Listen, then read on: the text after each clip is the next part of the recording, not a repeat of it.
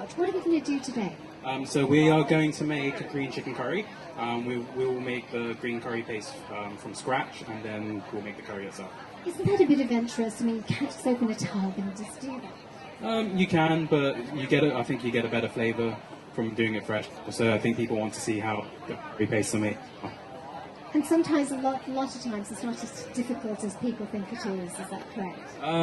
It's a lot of muscle power into it, but no, it's not that hard to make. But it's just getting hold of some of the ingredients might be a bit hard. But I suppose from that, it's quite easy to make. Now, I've just got one question. Why do you have spoons tucked up inside your sleeves? Oh, because I will be making the curry, and it's for me to taste it as I go along. So, because obviously you can either just balance out the ingredients you put in, or taste it as you go along. So it's really important, all that stuff. I was just wondering if you were just why you were nicking all the plastic spoons off the table. No, I'm just joking. Let's start. Okay. What do we do first? So we're going to make the curry paste. Head chef Surapon will be making the curry paste for us. Okay, so we're going to start by putting in some of the ingredients. Okay, so to start off with, we're going to put... The first you use the hard one first, okay? So you put some galangal in there. So start off with the drier, drier hard products, and then put that in, and then keep all the spices for later. So we have some galangal, some lemongrass that's just been there, which has been chopped finely. We have some garlic, some shallots, and then you pound them away. Ooh, we have 2 mics. Okay, makes it easier. So if you want to make curry paste, it's always better to use a stone mortar, pestle and mortar, as you'll get a finer pound paste even. Right. The galangal is those very large pieces. So we didn't put too much galangal. So this is a galangal. It's very similar to ginger. It's from the same family as ginger, but it has a more sort of cooling flavour. Like ginger comes across more sort of spicy, whereas this is it has a more cooling flavour. And now you should be able to find this in most Asian supermarkets. They're very fragrant, aren't they? Could we cut off a little piece, and if people want to smell that'd be lovely. So you can come up and just have a little bit of a taste and smell any of these ingredients you fancy. Oh my gosh, how did you source this? Look at this coriander roots. It's so hard to find. It's so fantastic for making paste. You've seen that.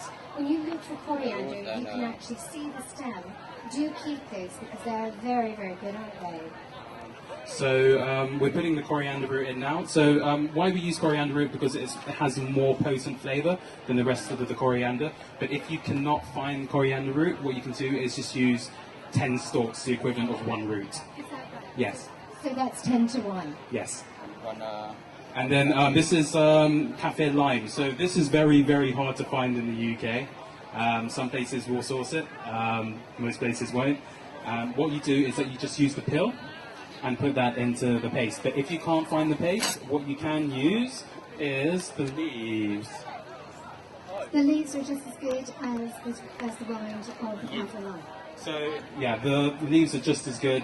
You will get not as much as an intensity as the pill, but it pretty much works as a substitute. And you can find this at most Asian supermarkets as well. Or most supermarkets now do it dry. We also have our own brand, Blue Elephant brand, which does the dry version of it.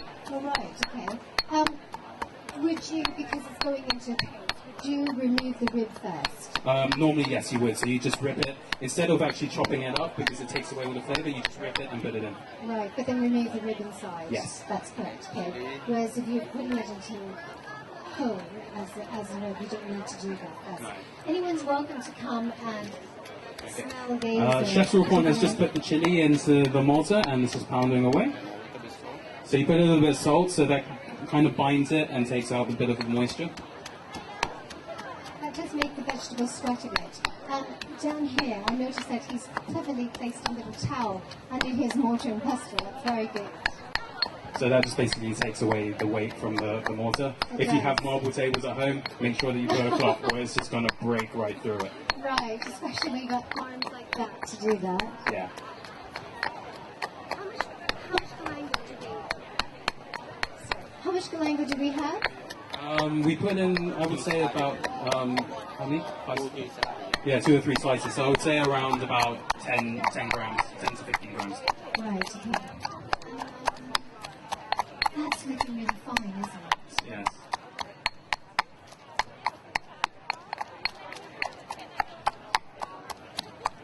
So in there right now, we've got galangal, we've got The cafe lime peel. Cafe We lime have some peel, salt. the We ginger. have coriander root, some garlic, some shallots. We have the chili in there as well. grass. Lemongrass as well. Right. So you tend to add the dry ingredients later, so that it again binds everything together. Okay, so it's about. Okay, so you put some coriander seeds in there, some cumin seeds. Normally, what you do is you pan roast everything so that it's dry, and then you put it into. Well, you can blitz it first, and then you put it into the mortar. You can actually put these into a little blitzer, blitz it up after you roast. Yes, you can, because you want it to be as fine as possible. If it's Right. too coarse, then you'll get it in the curry. And then it'll be gritty. Yeah. Right. Okay, now we're adding shrimp paste into. Is that a Thai shrimp paste? That is a Thai shrimp Because paste. that's very different from the Asian shrimp paste. Chinese shrimp paste is very, very different. Yes, this I think this is more pungent Yes, it than is. It's Asian very, shrimp very paste. strong. It's not as salty. It's very similar to a Malaysian one. It's I a would bit say. what they called amagu, which is a little bit of a bitter undertone, but it has its own flavour. The true fish, everything, the whole Exactly, yeah. fish, the guts, the belly, everything inside. If you're ever in Phuket, you can always take a tour to where they actually make the shrimp paste. Is that right? Is Yeah, that there's an right? island. There's an island off Phuket where they actually make it. It's very good. I'm sure they isolate that. Okay, so the paste is now done. Oops. Oop. Okay, so now we're going to get prepping for the actual curry itself. So we've got a chicken breast here. And Yes. it's skinned.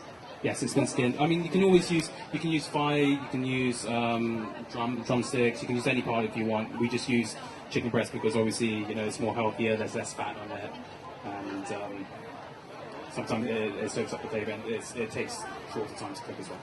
Right. If they don't like chicken, they can Seeing use it really thick. any meat.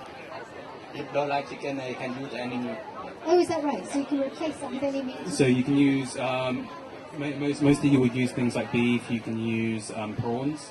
I would stray away from things like lamb because it has quite Very a funny good, yes. technical smell about it. But yeah, anything that kind of has a bland smell, you can use it. Try to avoid fish as well. Okay. Okay, so we've got some coconut milk on the hob because we were having a little bit of trouble with it earlier, so we're just going to get it up to temperature. How hot does that need to be? Not too hot, it's just, you just want to get it to high heat and then the curry paste goes in. So what's going in now is the vegetable oil. So that's just plain old basic vegetable oil. Basically, So yes. you can use sunflower oil. You can honey use oil. you want to use something that doesn't have that doesn't give a great fragrance. So if you use something like olive oil, Yes. obviously that Which has is the same very smell. good. So it's best to use something that is quite neutral. And spatula. Oh yes, hang on. Here. Sorry, we're missing a spatula.